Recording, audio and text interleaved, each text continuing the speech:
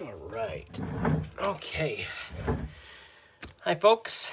Welcome back to something slightly different. I love maps. And one of the things I love about maps is it helps me personally dive into the world of whatever story or world building that I might want to do. I have so many hand-drawn scribbles and various things. And when I got into the hobby proper, meaning when I started reading RPG books and when I started reading map making books and stuff, I started wanting to codify my maps a bit better. I would use apps like Wonderdraft to make my own personal map. I don't have it within reach, or else I'd show you. But I loved when I discovered hex maps in basically making it so the world itself makes sense for a game. When you look at a map that does not have a hex, while beautiful, can be a little difficult to gauge distance and time needed to travel from point A to point B. Yes, you can always use a unit of measurement, which is usually what always is on those maps, usually 6 miles or 10 kilometers or something akin to that. A wonderful Dragonbane map is exactly that. It's wonderfully hand-drawn. It is definitely not a hex map style or a top-down style map at all, but wonderful to look at. When I was playing the game solo actively, I kind of used my thumb as a way to gauge how far my character was able to travel in certain stretches. So that was helpful. But when you look at a map that has a hex, obviously everything has like a place and things look differently from one location to the next. And for someone like me who does struggle with trying to find a way to go, well, I need my character to go this distance. How do I do that? When I look at something like this, there's a forest, there's a mountain, there's a river with grassland, and then there's a lake. Then I can sort of put in my head what that might look like. When it's just the map itself without hexes, it looks beautiful and it's wonderful to get into that world as well. But like I said, to codify the game, to make it something that is procedural, a hex map is kind of the go-to, and that's kind of what I draw now. And I don't draw it. I actually generate them most of the times now.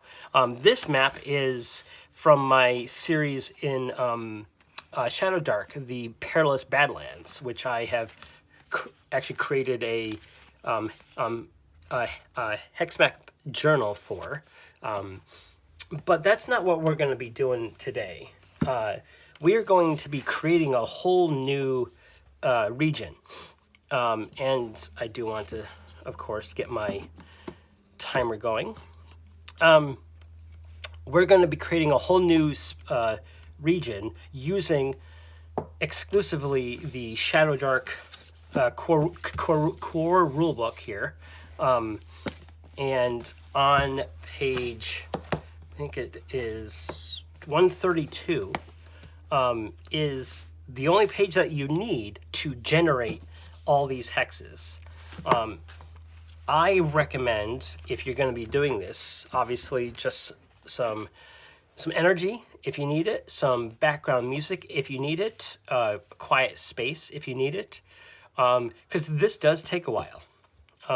I'm going to be doing this and kind of explaining things as I go in my thought process on what I might do as the different terrain pops up, as the different danger level pops up and stuff like that, and how how I interpret the various tables that Shadowdark provides. This is definitely not a tutorial per se, and it's definitely not a short, concise instruction manual either. This is just a exposition, if you will, of how I do things. So let's get into this then. Okay. I usually always have a notebook with me as well to write the points of interests down. If I know that I'm definitely going to use this for my personal games, I might be a little more regimented by it. I might pick a couple of pages for points of interest, for dungeons, for other things, for NPCs that might be there, and for the different types of terrain. But for today's sake, I think I'm just going to list things as I create them down on my little, notebook here. So, and yes, the Arcane Library sticker as well is here to remind me that it's always watching. So, you are never truly safe in the lands of the Shadowdark, topside or in the Shadowdark itself. So, get yourself preferably a map or a sheet of paper that has a hex map template already on it. I highly recommend finding a way to print them out yourself. It's probably a little bit cheaper, but I did find a couple of books, but this one I got on Amazon, and it's a print on demand type of book. I forget what it is, what maker had it, but I like this one because it has a border around it. It is not perforated or anything like that, so you do have to tear it out or cut it out, and I cut mine out. But definitely get it. I think these are definitely worth it, so definitely pick up yourself one of these. And they do come in various sizes as well. I like mine in half-inch half-inch sizes, but you can get them in bigger sizes or even smaller sizes. So get yourself some hex paper. I always start in the middle, and as per the Overland hex map rules on page 132, whenever you create a new hex, you create it or roll one, which I'm just going to roll for everything. It's going to be completely random. And then we'll just go from there. Okay, so I'm going to start here. And this is very different than standard hex map numbering. I don't follow that usually. I usually label the what are these? The rows by numbers. So this would be 1, 2, 3, 4, 5, 6, 7, 8, and 9, and 10 at the bottom. And then across the top is going to be A, B, C, D, E, F, G, H, I, J, K, L, M, N, O, P, Q, R, S, T, U, and V, and then W. Now, I'm probably not going to use all this today, but this is how I personally do it. I know there is an official way that people use hexes, and obviously, if you're going to be doing it for any other purpose than yourself, of course, you might want to do the way everyone else does. But this is the way that I discovered on my own before I found that other people did this too. So I'm going to start right in the middle here, and let us roll our first hex.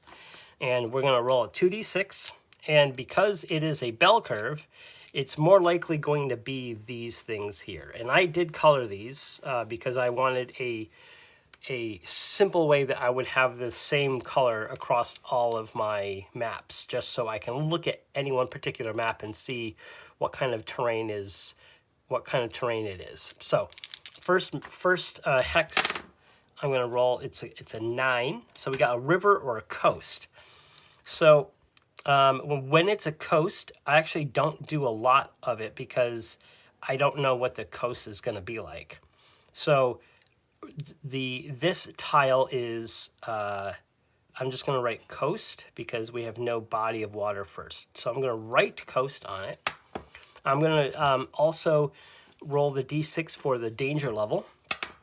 6, so it is deadly. And I just write at the top or bottom, I'm going to write at the top today, capital D for deadly. And then I am going to roll on if there is a point of interest. Let us roll a d20 on this map, or rather a d6, and on a 1 there is a point of interest, a 5. So there's no point of interest per se. That doesn't mean that this has nothing in it. That is, while you are world building, there is nothing so far. When you travel to it for other purposes, or if your PCs travel to it for other reasons, you can still roll to see if something is there. Or after the map is fully created, you can be like, oh, that's interesting. I definitely want something there. Of course you could do that. So that's that. And now I want to go in a kind of clockwise, flower thing. So I'm going to go here, and I'm going to see if I'm going to use the new hex thing. So I'm going to roll a 2d6 and look at this table here. And we got a 9, which is current terrain plus 2 steps. Okay, so we're going to look at this terrain here. And it's a river and coast, and we add 2 steps. Ocean, mountain, 1, 2. So it's going to be a mountain. So I usually do 2 things like that for mountain. And I don't write it down because I don't know what, or because I know what that is. So that's a mountain for me. And now let's check the danger level. Let's roll a d6 for that. 3. It's unsafe. So I just write a capital U for unsafe at the top. And again, let's roll a d6 for a point of interest. 6. No. Okay. For the point of interest, because the map is fairly large, I understand why it's a d6 roll and not like not a d4 or something like that. Because more often than not, the world is going to feel empty, and that makes sense. If you want a world that is more populated, maybe increase it to a 2 out of 6, or even 50-50, a 3 out of 6. It's completely up to you.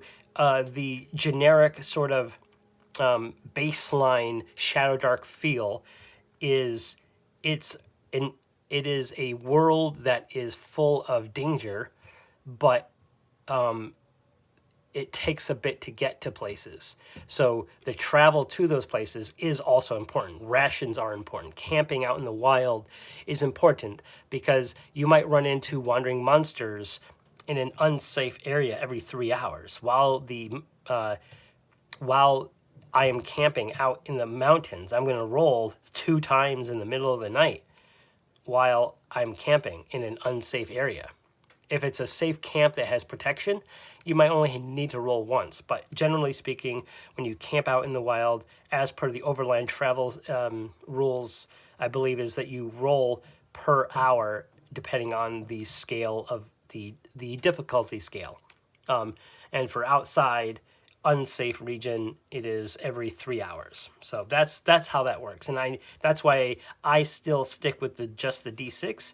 And sometimes you'll get large swaths of land that have nothing in it. And that's interesting. And that builds why isn't there anything there? And maybe there is an underground facility that is hidden from a sorcerer, or hidden because of a sorcerer or an undead king. Lots of reasons. And these are the processes that I think about while I'm building my maps. All right, let's go down here. So we built this one, so we're gonna see if it's this hex or not. All right, new hex.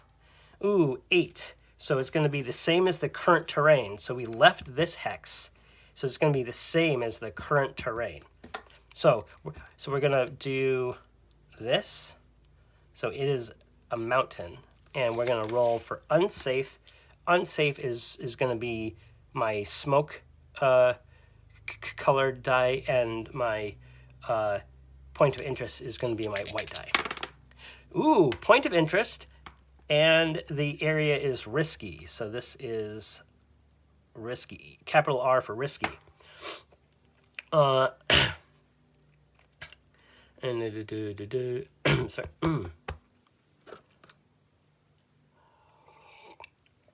Okay, so let's roll for a point of interest. Let's move that. We got a D20 here. Let's see what kind of things we might have. A 5, a temple. Okay, a temple. So when there is a point of interest in these places, so a lot of these have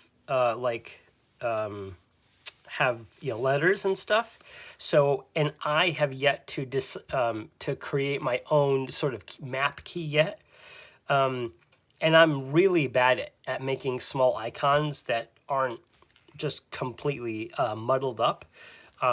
But for my sake and for ease of just looking at it to see a temple, I think I'm going to, on the bottom, just write temple.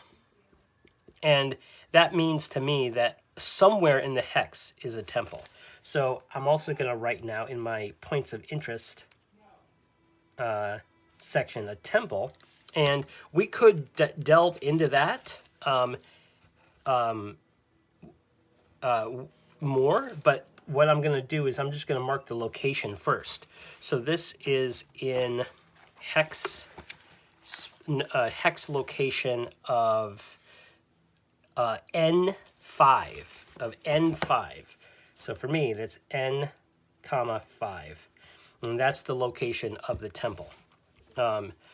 And that's all I need right now. I also could say that it is in mountains.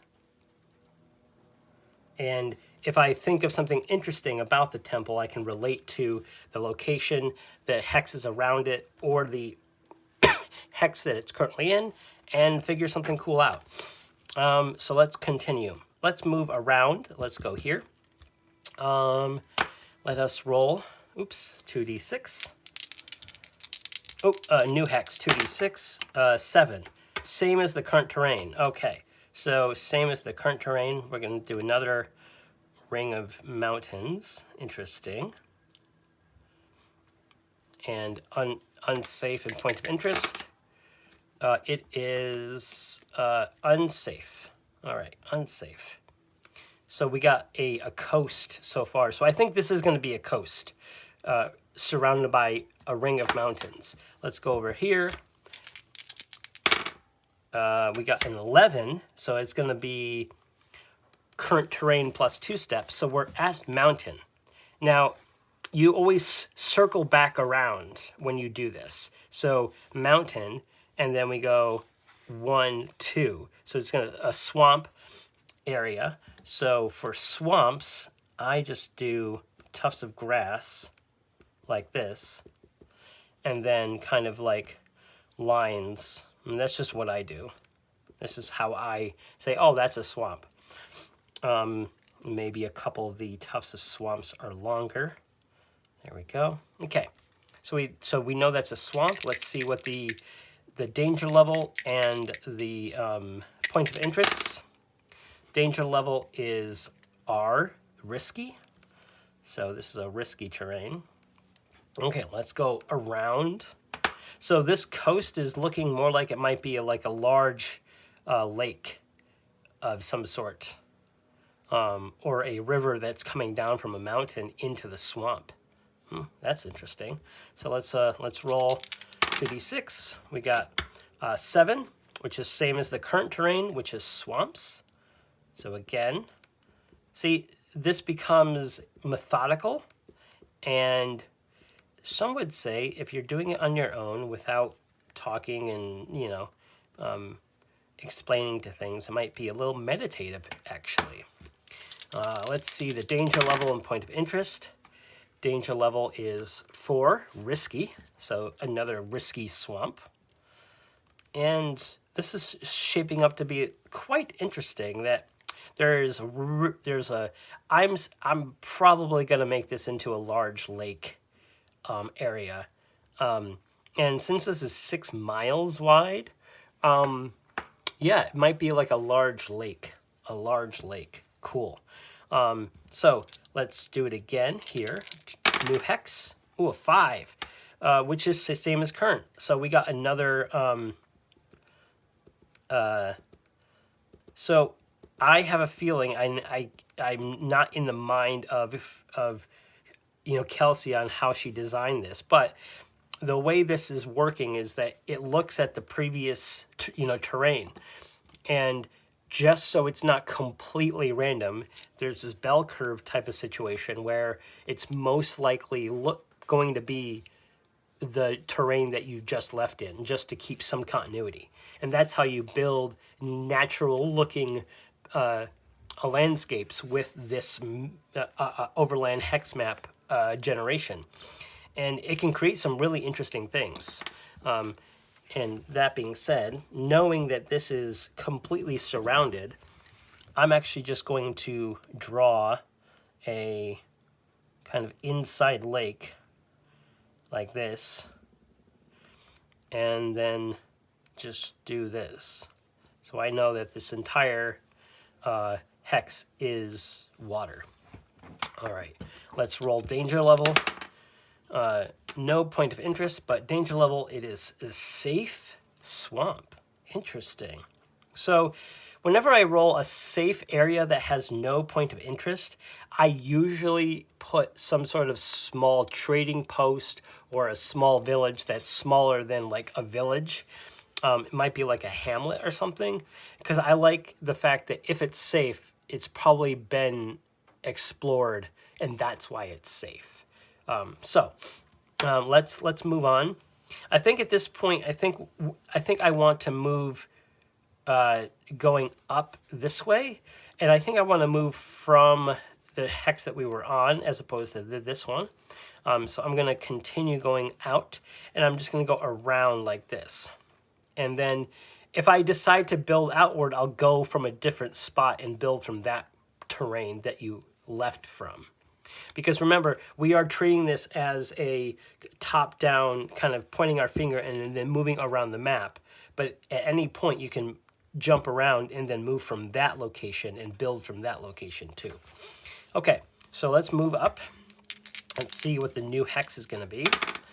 We got 5, so it's going to be same. So this is going to be a swampy region. This will be very interesting.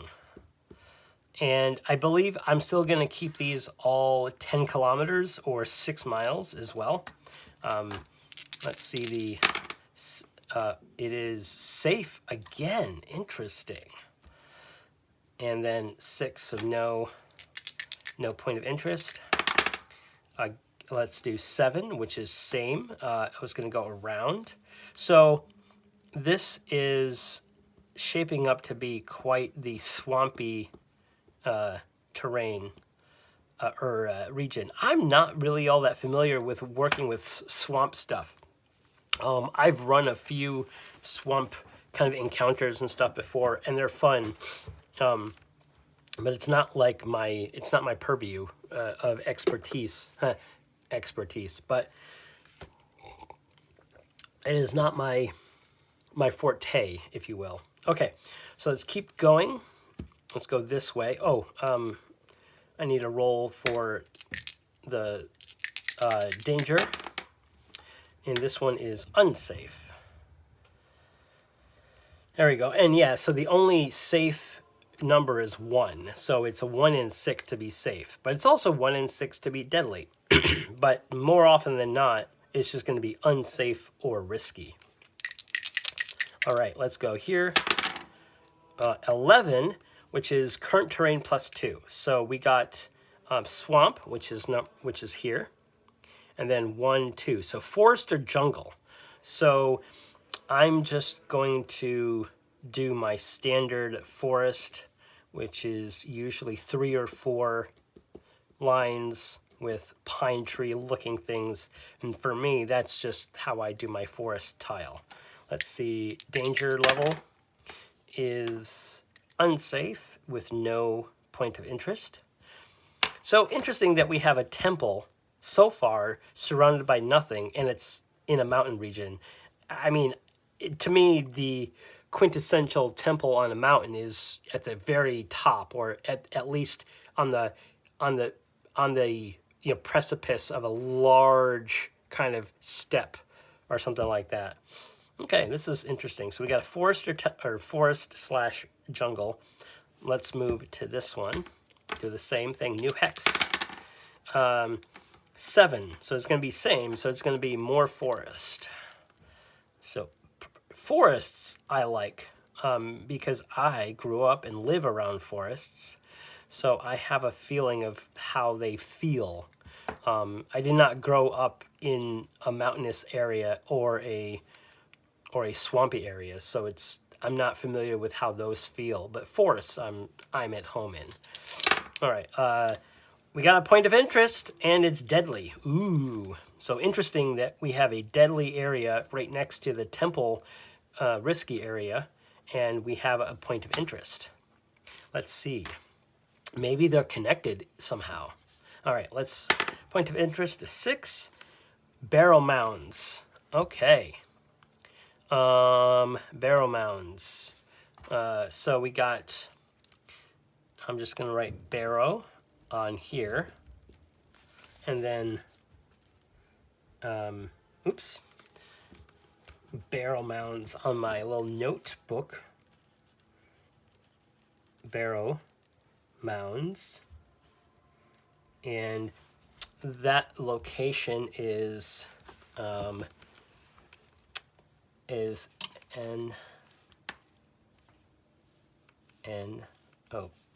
P5. P5, and it is in a forest slash jungle.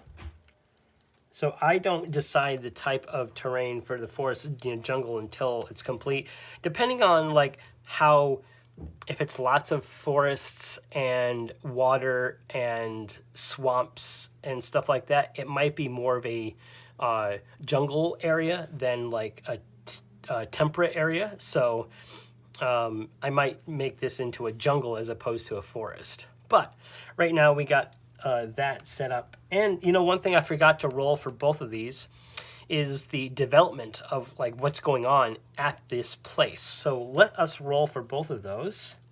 So let's go back to the temple, and on the same table as the point of interests is a development list of things that are happening there.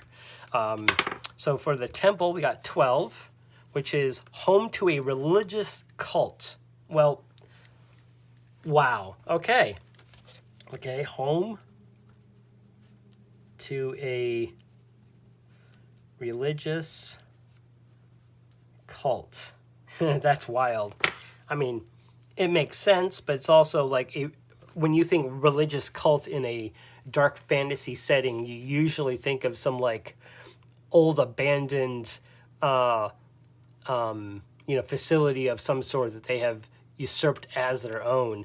When you roll a temple as like a point of interest that the map maker knows, or at least maybe the PCs know about, and there's a cult there, that might be that they might have sway over the region. Who knows? This is interesting. All right, so the barrow mounds also have a development going on. What is going on there? 5, home to an oracle. Interesting. So, home to an oracle. One of my favorite words in the hobby. So, when I read barrow mounds and home to an oracle, it could mean a lot of things. It also could mean that there is like a cottage on that hex as well. So the oracle could also be within the barrow mounds. but that is something for future me to decide down the road. Let's continue on creating more of these hexes. All right, we got this one is next. Let's roll 2d6. 3. Current terrain plus 1 step. So we are on forest jungle. So we go river and coast. So I'm going to do river/coast because I don't know if it's going to continue. If it's going to continue, I might, make it a river. I might make it a coast. So I'm going to go here, and we're going to see how deadly and if there's a point of interest. There is a point of interest, and it's unsafe. Okay.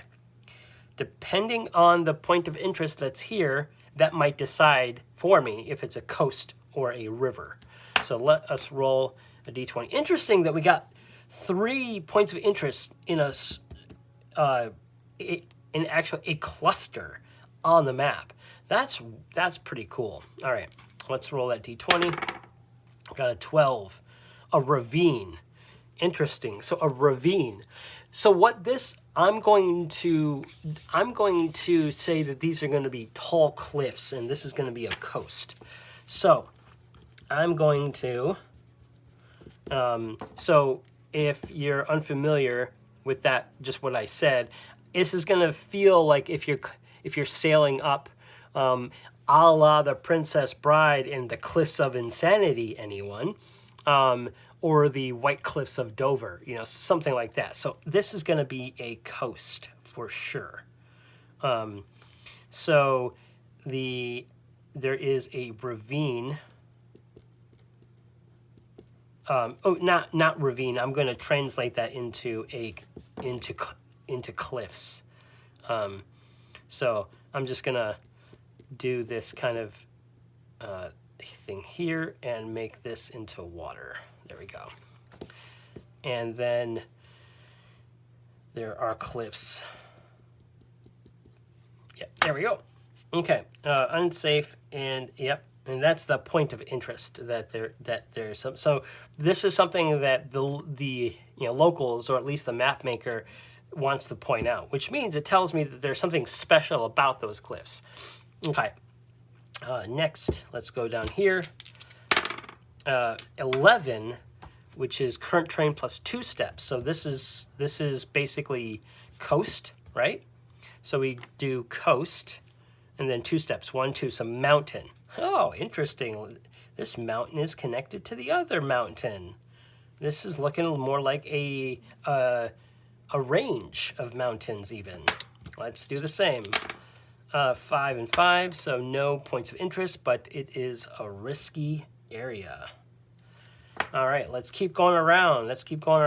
And as you can see, I'm just filling in, going around and around, and until I might just start going off in a different direction, or if I feel like I want to build on certain points, I might jump over here just to see what it might, build like to. And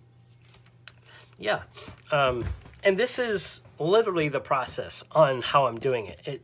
It becomes samey or repetitive, but for me personally, this is never tedious. It's always engaging to me. I am going to mark these cliffs, even though they are a natural phenomena. The cliffs, they probably have a proper name too. So these are in 06 hex, and it is in a coastal. There we go. And development, interesting. So because it is a point of interest, there's something happening here. I keep forgetting to roll on that as well. 14, where a secret circle of wizards meet. Interesting. So wizards meet on the cliffs. I always want to say Cliffs of Insanity. It's one of the best location names ever in fiction. And I will fight you because it is. The Cliffs of Insanity. It's awesome. Anyway, I'm not going to call these the Cliffs of Insanity, though. But a secret circle of wizards. Interesting. A secret circle of wizards meet here. Interesting. That's cool. That's cool. All right, so let's move on. 2d6 for the new terrain. Ooh, okay, so we're jumping over into 11, which is current terrain plus 2 steps. We're on mountain. 1, 2. Wow, look at that. More swamps. And, yep. And that is starting to connect as well. 4, and so it's risky. This is a pretty deadly area. Look at that. Risky, risky, risky, risky. And 3 of those are in swamps and a deadly lake. Ooh, there's going to be some weird lake water monsters in that for sure. Okay. At this point, so we've kind of completed this sort of hex circle-ish kind of thing. Well, almost. We're going to go around this way to connect. So let's go here. Let's roll new hex. Ooh, it's going to be 5, which is same as current. So I am having a strong feeling that this is going to be a very swampy map. And so let's see. Ooh, another point of interest. We're getting a lot of points of interest, but this is a deadly area. All right, point of interest and its development. I'm remembering. 14, then 5. So we have a monster nest. Okay, so we have monster nest on, I'm just writing this down. So I'm just going to write a big old capital M for monsters. Big old capital M for monsters. Okay. And of course it's deadly because there's a monster nest nearby. And the things that's happening there, 5, is, home to an oracle. That's interesting. This is in J7. J7. And this is a swamp. Home to an oracle. Now it's interesting. In a lot of fantasy, a lot of fiction, and a lot of even self-made things for fantasy games and tabletop role-playing games, there's usually just one oracle, isn't there? The fact that we've rolled 2 oracles fairly close to each other in the barrow mounds and in the monster nest. And these are also 2 locations that are usually not like, it's not like a temple, it's not like a village or anything like that. It speaks to me that they might be recluses or they might be witches of some sort with like, the abilities of a seer or something like that. They might be, they might be, warlocks and like sorceresses that can talk to each other, and maybe they're siblings. Maybe they have a rivalry going on. It's lots of potential there. All right, so let's move on. Monster Nest. And then let's move on to here, to that one.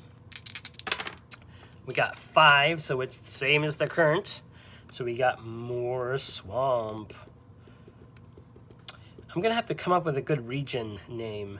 That is one thing that the Shadowdark does not have, is region naming. Now, you could use the NPC names by syllables table here to create a region. And while I do like this, rolling these syllables and mashing them together feel extreme, like they are very, well, NPC names, they're fine, but as a a tool to make an evocative region name, they're not the best. They're unique and they feel fantasy-like, of course, but they're not evocative of a region. So for region names, I usually go to other tables for that, or one in my head, because I will look at the map itself, and I won't roll for it usually. I will kind of look at the general scheme of the map and the shape of the map. And right now we have lots of swampy stuff, so I'll have to figure some, something that is like the fetid bogs of whatever, something like that. We'll see. All right. Did I roll for? No, I did not. Let's roll to see. No point of interest, but deadly. Ooh, this region might be for higher levels, maybe. Okay. Let's continue onward. 7, which is the same. And when you get into the flow of things, you will start to remember the table numbers and stuff. So this will go faster and faster as you roll. 2, that is unsafe. Unsafe. Let's keep going. And again, if you ever feel like you want to change the things up just to keep things fresh for you while you're building, more power. For me, I do like that feeling that I get when I get into a groove of creating something, only because I like doing this a lot, and the more things I get to churn out, I feel better. So I'm going to keep moving. That was the new hex thing. So 10 is current terrain +2. So swamp, we're jumping around +2 a lot. So we're going to go from swamps to forest / jungle. So I'm going to do my 3 tree trunks with my pine tree things. Looks all right to me. Let's see, deadly and point of interest. It is risky. Risky forest.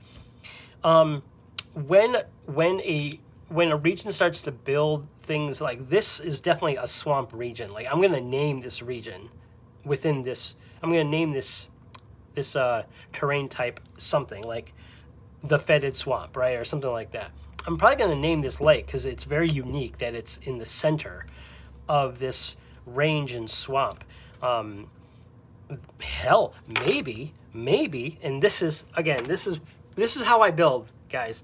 This is how I do things. I get very up in my head and I overthink things, or I just allow my thoughts to flow out onto the paper, and it's just what happens. I'm very nerdy like that. This lake, I think, most definitely has a source in one of these mountain tiles, right? And at some point, maybe this entire area that is swamp was water, and has lowered since then. And this is just the deepest point. That's my theory. I highly recommend people checking out. Oh shoot! I really wish I remembered his name off the top of my head. I watched his stuff a long time ago, and he was or is, and I apologize, I don't remember his name, but I watched his stuff on YouTube, and he would go over on map making and a GM advice and stuff like that. And he helped me, solidify my understanding on how terrain works, right? Now, when you're building a hex terrain, depending on your scale, it can feel completely random. And he built maps usually just freehand and stuff like that. Wonderful stuff, actually. But he helped me understand how the geography of the land works, and so that I appreciate. It helps me build the maps to make sense as I build them. something 20. Oh man, it's gonna bother me. What I'll do is I'll add his name, and if he's still on YouTube, his channel, in the description. That's what I'll do, because good stuff, actually, especially for map makers. All right, let's continue on. Let's go up here. See, ooh, an 11. That's current terrain +2.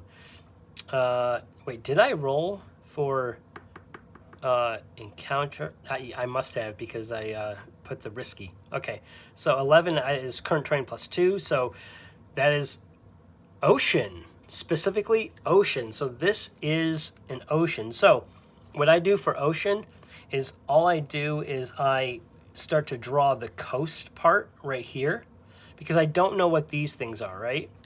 And then I will draw waves on the whole tile, because we know this whole tile is ocean, right? Okay. Let's see how deadly it is and if there's a point of interest. Ooh, it is very deadly, because it's actually deadly. And then no point of interest.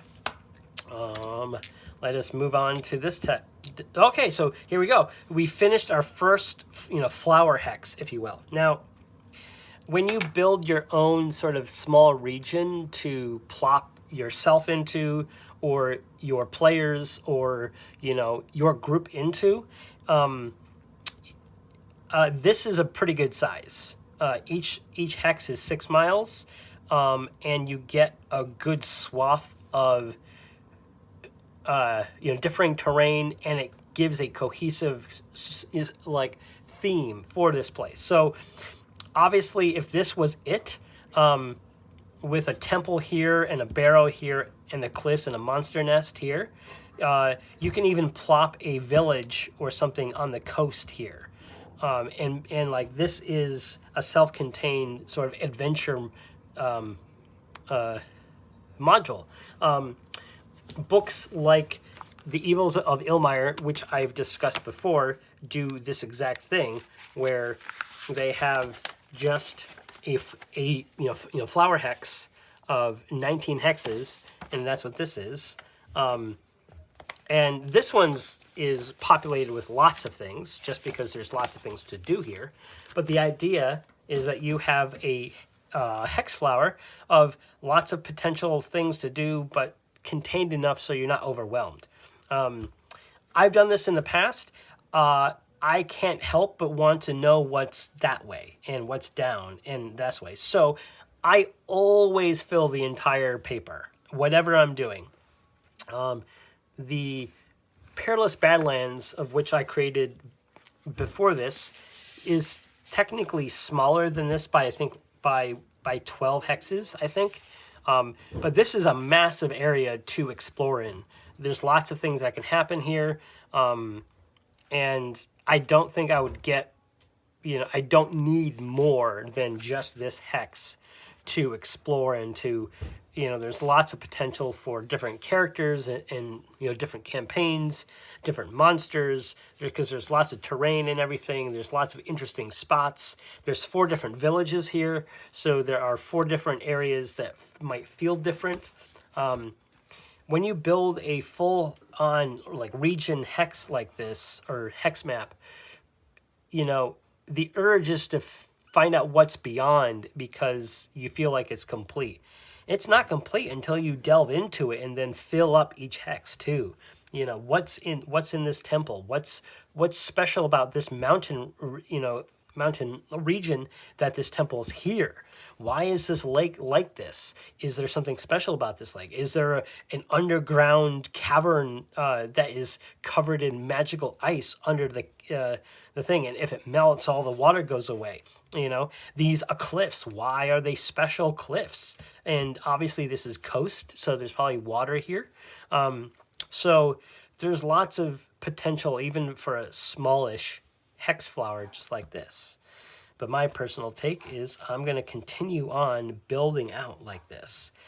But I think I'm actually going to end the video here, only because this is a good natural endpoint of of doing this. So,